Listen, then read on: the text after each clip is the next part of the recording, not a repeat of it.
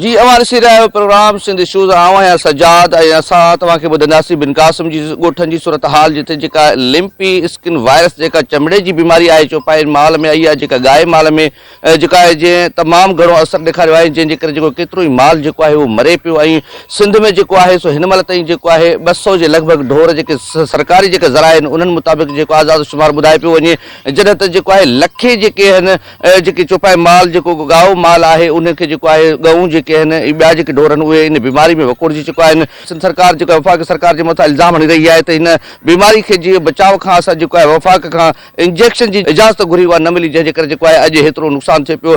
यकीन ॼाणो त असां हिते जिते मौजूदु आहियूं हिन वाड़े में तव्हांखे असांजे साम्हूं ई माल मरी रहियो आहे ऐं जेको आज़ाद शुमार जेको ॿुधाए पियो वञे उहो जेको आहे घटि ॿुधाए पियो वञे। बिन क़ासिम जो जेको इलाइक़ो आहे हिन में ॿुधाए पियो वञे 60 खां 70 गांव जेके आहिनि उहे माल मरी चुको आहे पर सिंध सरकार हिन महिल ताईं कोई बि जेको आहे से मदद न पई करे ऐं जेके डॉक्टर जेके टीमूं आहिनि उहे बि न पई मिलनि जेके दवाऊं आहिनि उहे बेअसर आहिनि। असां वटि ही केतिरा ई ढोर आहिनि जेके असांजो गुज़ारो ई इन्हनि ते आहे।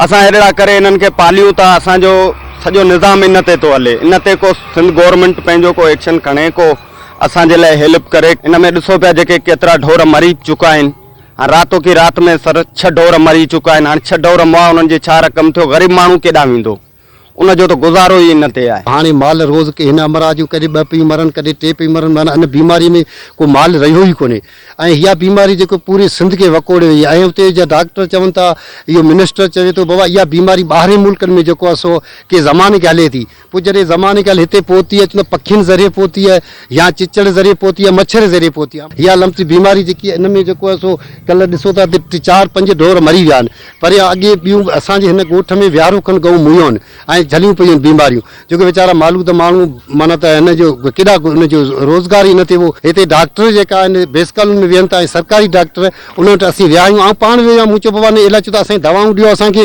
पैसा ॾियो उन्हनि जा दवाउनि जा उहे जेका आहिनि बेस कॉलोनी में सर वेठा आहिनि उते वाड़नि ते उते जेको आहे सो पैसनि ते ॾेई उहो जेको आहे सो पंहिंजो धंधो कनि पिया। हिते इन्हनि जूं क्लिनिकियूं बि लॻियूं पियूं आहिनि हिते इन्हनि जूं स्टोरियूं बि लॻियूं पियूं आहिनि उहो पैसनि ते ॾीनि था त उते माण्हू वञनि था त उन वापसि करे छॾीनि था ऐं दवाऊं जेकियूं आहिनि को असर नथियूं कनि। पूरे मली ज़िले में पूरे कराची में जेका असांजे माल माण्हू जा वीचारे ग़रीबनि जा माल मरी रहिया आहिनि उनजो को सहारो न आहे। इहा बीमारी ईअं थिए थी कंहिंखे माना त जेको दाणा थियनि था उन खां पोइ ॿी इहा थिए थी जेके उनखे माना त वात में गिगियूं अचनि थियूं उहे धक सां मरियूं थियूं वञनि।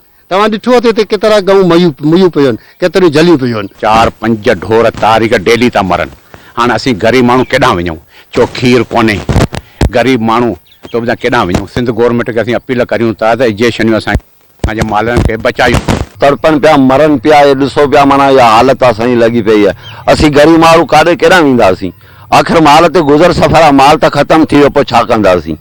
ॾिसो माना इहो कीअं माल मरे पियो रोज़ 5-4 ढोर 5 ढोर 6 ढोर असीं माना वाड़े मां कढूं था। माल बीमार थी वियो खीर सुकियो वञे का शइ न आहे गवर्नमेंट असांखे को बि ताव नथी करे। सम्झे हिकिड़ो त असांजा ज़मीनूं बि वेयूं ऐं ॿियो त कब्ज़ा ग्रुप जेके उहे असांखे अची टकरिया आहिनि घर असांजा केरे छॾियऊं न केरु पुछे थो केर बि कोन्हे हिते गऊं हुते मरी बि वियूं आहिनि हे 4-5 ॿियूं जलियूं बीठियूं आहिनि बीमार बीठियूं आहिनि। असां को माना हिते हिन पासे सरकार पर को वाली वारस कोन थो अचे असांखे पुछे बि कोन थो त छा आहे। लखनि जी तादाद में माल मरी चुको आहे ऐं कुझु माल बीमार बि आहे ऐं मुंहिंजे वारे बि माल बीमार आहे ऐं असां वटि का बि गवर्नमेंट सार संभाल कोन कई आहे। कैमरामैन शाहिद अली खान सां गॾु सज्जाद हुसैन छजड़ो धरती टीवी न्यूज़ बिन क़ासिम मलीर कराची।